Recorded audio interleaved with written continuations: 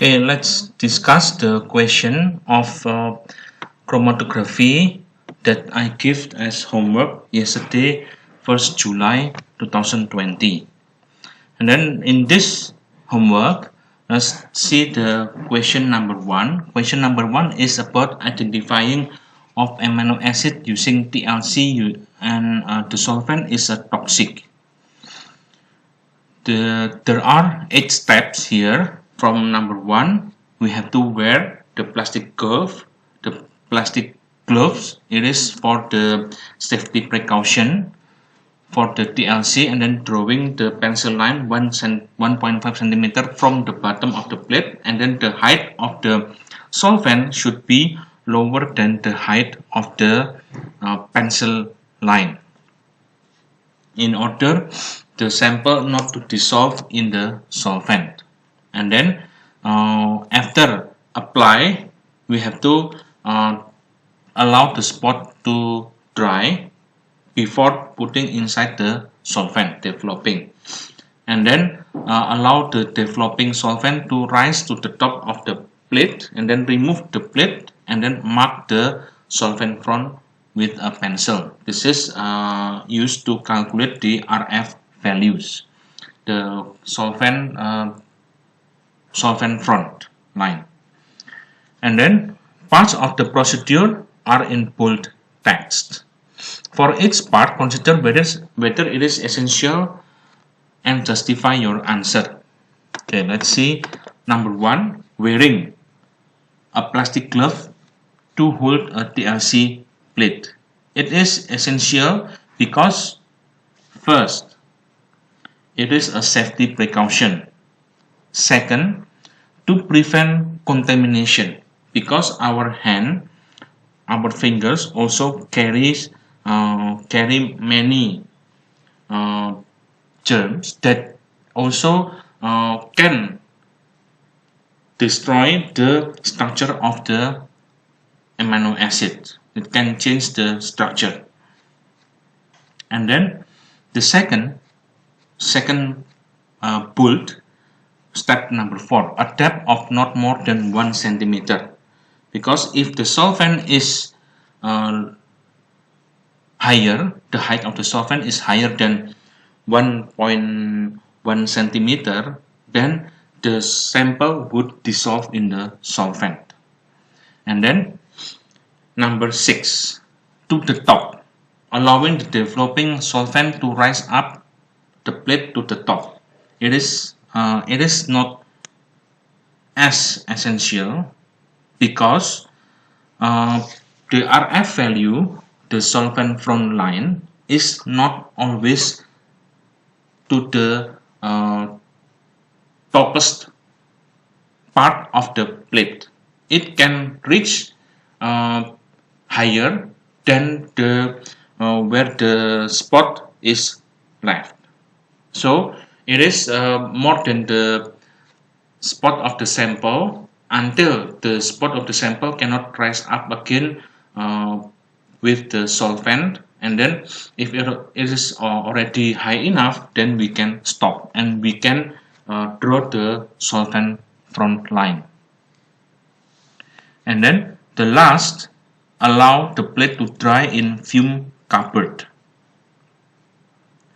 It is essential because it is written in the question that the solvent is toxic. Fume cupboard is used to absorb and dispose the toxic materials, just like what we have in our school laboratory. In our school laboratory, there is a fume cupboard.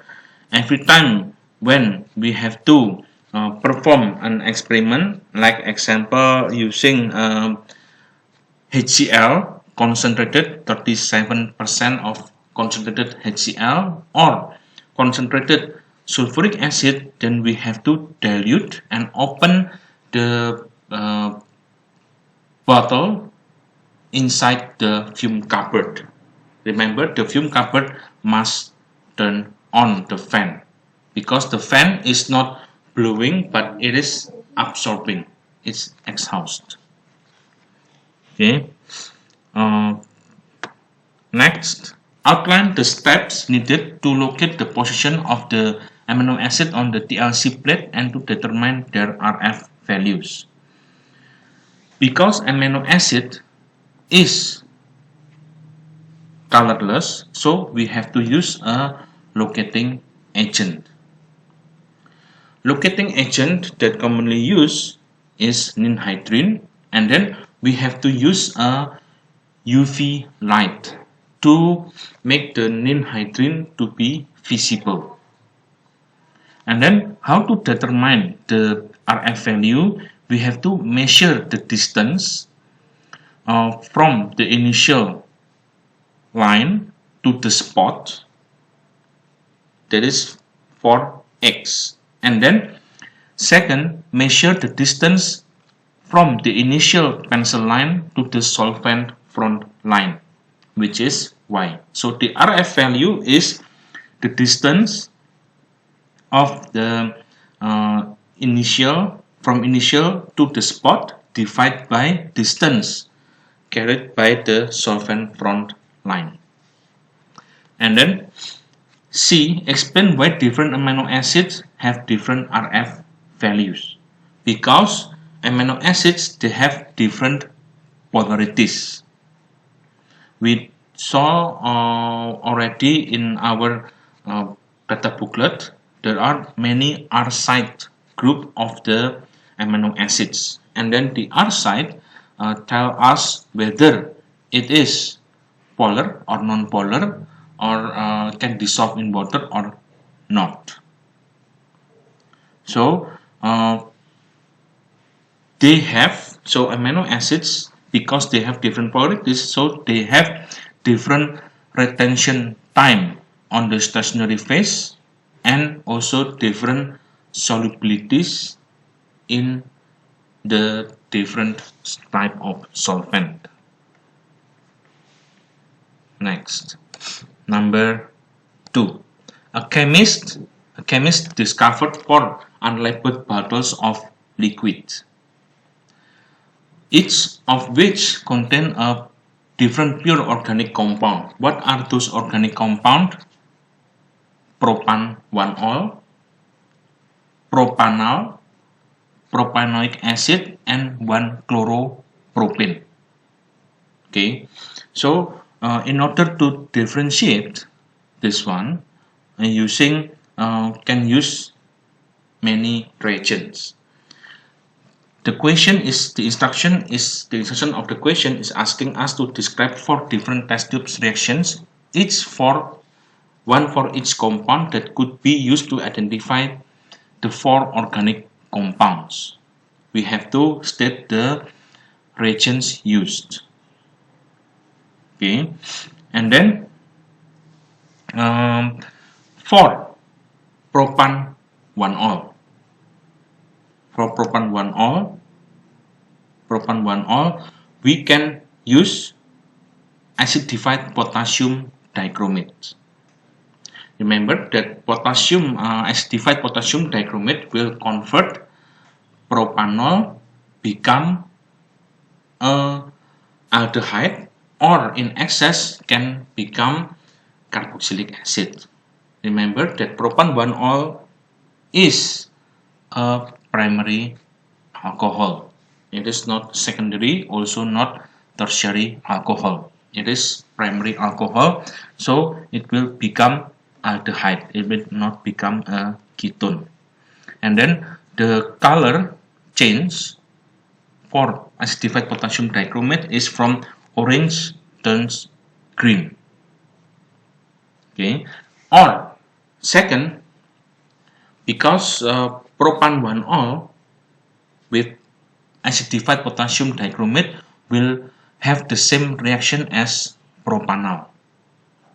In order to differentiate between propan 1-ol and propanal, we can use sodium.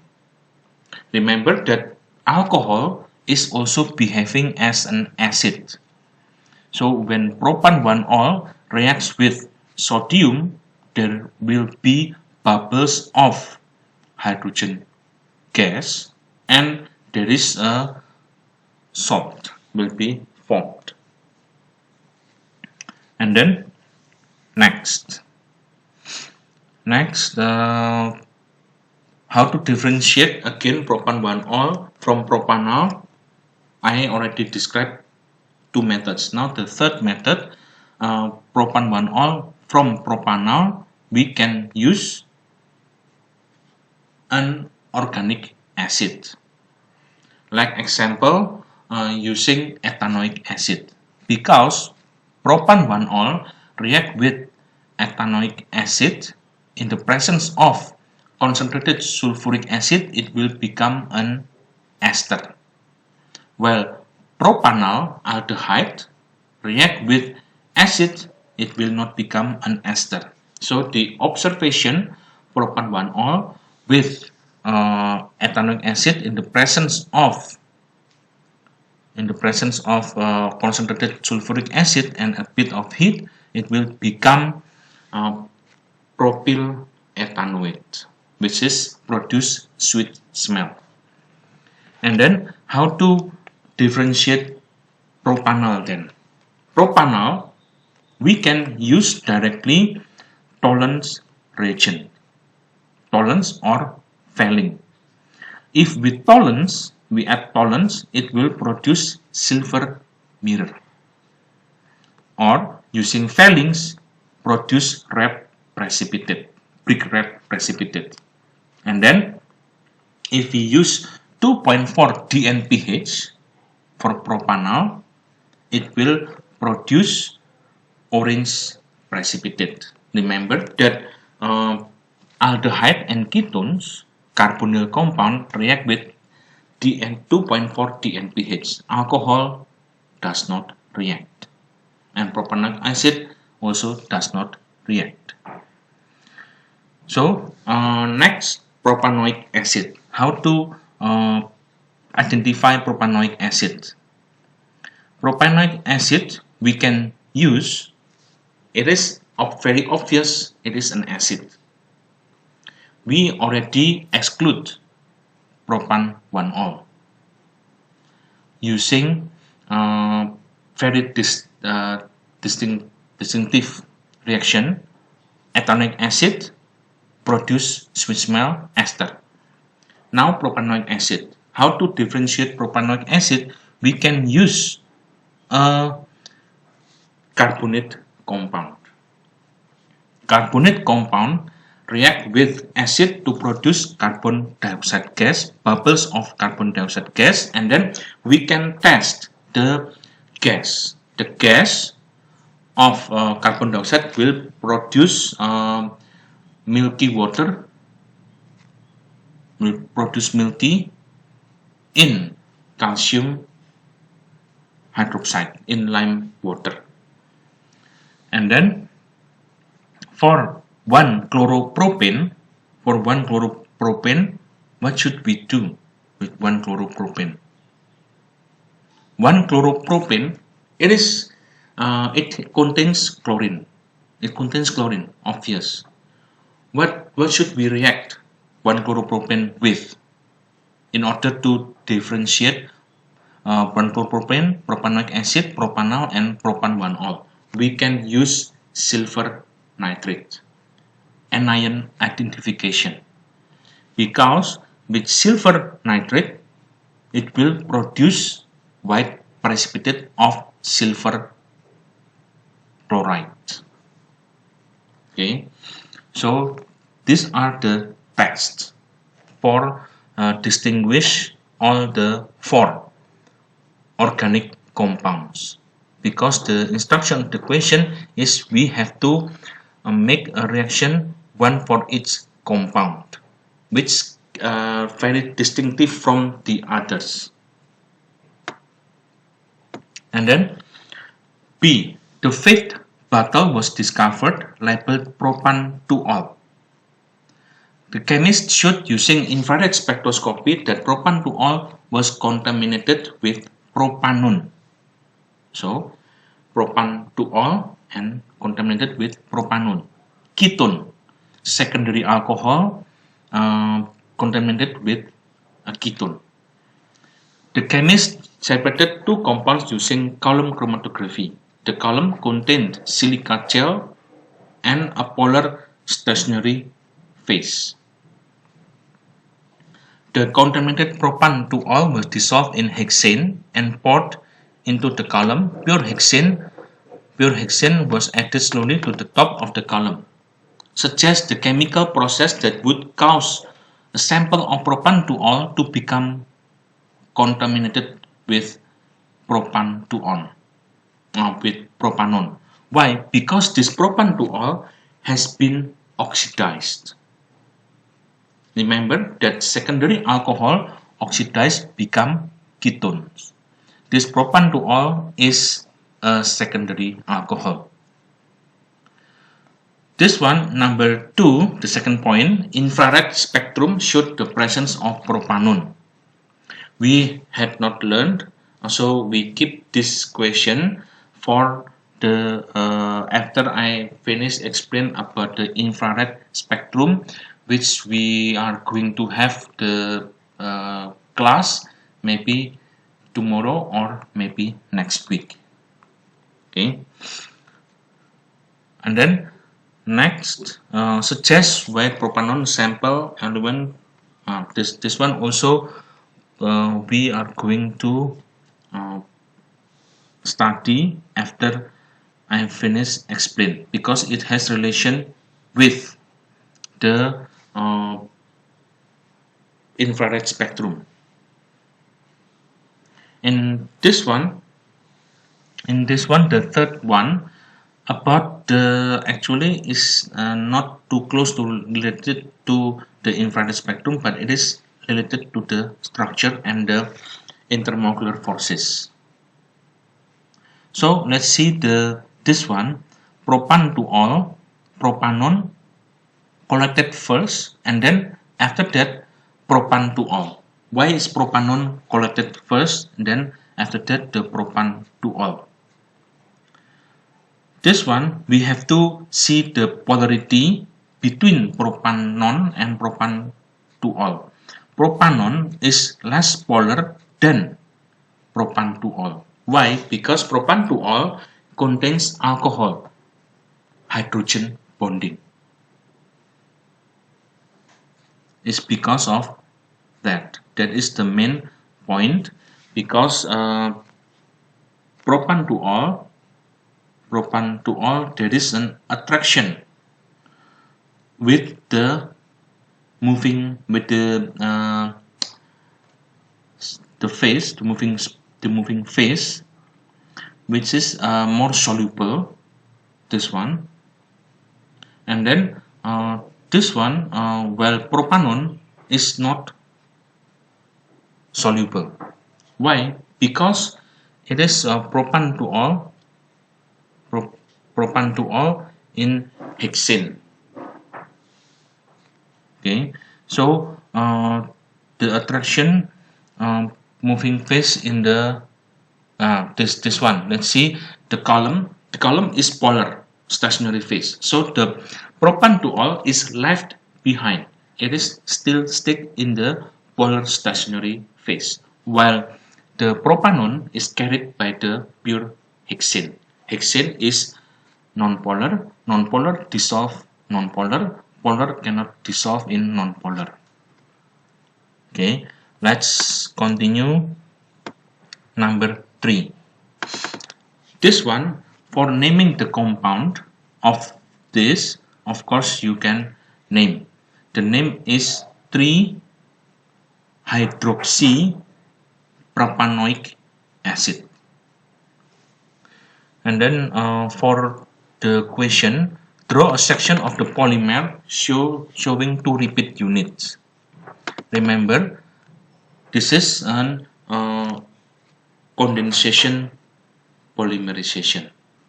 Why condensation polymerization? Because it doesn't contain carbon-carbon double bond. It contains 2 different functional groups in one molecule. So this is undergo condensation polymerization, and the small molecule produced is water. So this one is the structure. Name type of the polymerization, of course, condensation. And then this one, infrared spectrum, let's skip this one. Write the displayed formula of the organic product after elimination reaction. Okay, after elimination, this structure. Elimination. After elimination, then what will it produce? Alcohol and carboxylic acid. Which one will react in the elimination reaction? Of course, alcohol. Alcohol eliminate will become an alkene, while carboxylic acid cannot become alkene. It must undergo reduction. So the term is reduction, not elimination. Elimination is removing the OH, become an alkene. And then the organic product can also polymerize because it contains carbon-carbon double bond, so it undergo addition polymerization. And then at room temperature, 2-aminobutanoic acid can exist as solid. Draw the species in the solid form. In the solid form, of course, it will there is a reaction of the acid and alkali within the molecule itself, so it's called sweeter ion. This is the structure at room temperature 2-aminobutanoic acid. Next, glutamic acid is shown below. Draw the structure. This is glutamic acid. There is we can see the side group here. Draw the structure of the organic species when glutamic acid reacts with excess sodium hydroxide. Of course, the acid will react, so become COO minus. And then excess methanol in the presence of sulfuric acid. Excess methanol. Excess methanol in the presence of concentrated sulfuric acid. It contains a carboxylic acid. So carboxylic acid react with alcohol to form an ester. These are the ester linkage. This one is the ester linkage. This one COO-CH3, COO-CH3. This one the same. So if you draw this one positive, also no problem. Why? Because it is sulfuric acid.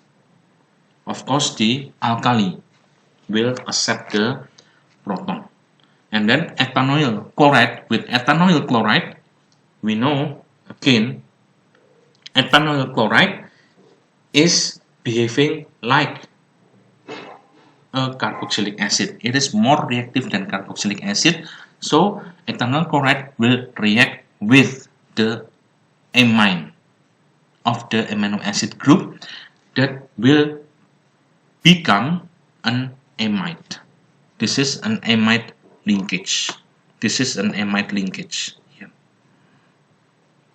Okay, next. Last number. A tripeptide was heated with HCl and mixture of amino acid was formed. This mixture was separated by column chromatography. Okay. And then outline briefly why chromatography is able to separate mixture of compound.